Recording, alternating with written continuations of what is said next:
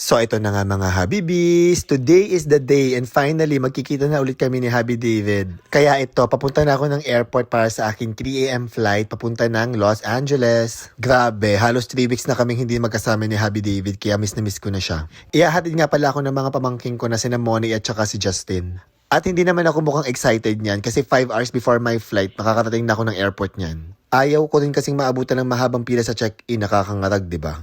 Maya-maya nga lang, eto, nakatating na ako sa airport. Sabi ko sa mga pamangking ko, sila nang bahala sa bahay tsaka kina Ate Rose tsaka kay Lindy. At eto na nga, kahit ang aga-aga ko na sa airport, medyo mahaba na rin ang pila. Buti na lang nakapasok ako sa top 10 ng pila, char.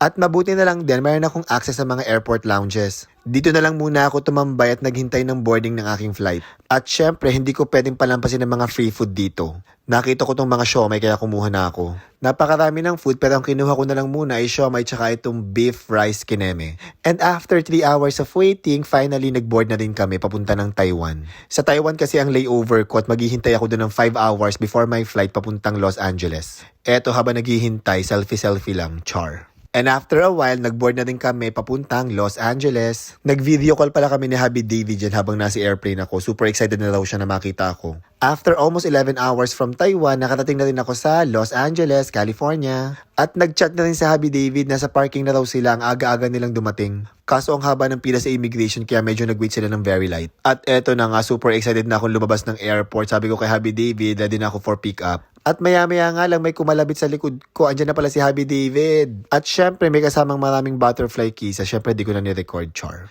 Kahit kakarating ko lang, diretsyon na agad kaming mamasyal dito sa Los Angeles. Kasi first time din ni Mama Malu dito at before heading back to San Diego, dito na muna kami namasyal. Una namin pinuntahan ang Santa Monica Beach. Nag-moment kami dito ni Habi David, nag-HHWW kami. Ayaw niyang bitawan ng kamay ko kasi miss na miss daw niya ako, diba, char? Next stop naman namin ang Rodeo Drive dito sa Beverly Hills. Hindi ko carry dito, masyadong social ang mga tao, tamang picture lang kami dito ni Habi David. Actually, nakapunta na kami sa mga places na to. Ang purpose lang talaga namin ay para maipasyal si Mama Malu. Sunod naman namin pinuntahan ang Hollywood Walk of Fame. Syempre, hindi to pwedeng mawala sa itinerary kapag pumunta ka ng Los Angeles, diba?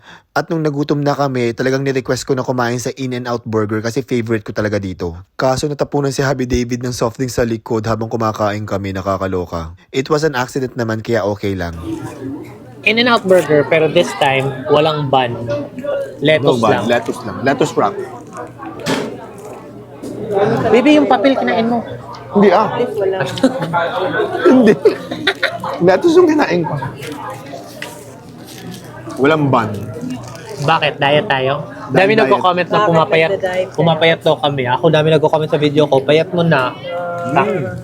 Siguro akala nila pumapayat ako kasi wala si Habi Rema na magluto para sa akin. Pero pumapayat din siya, dami nagko-comment. Nagda-diet talaga kami.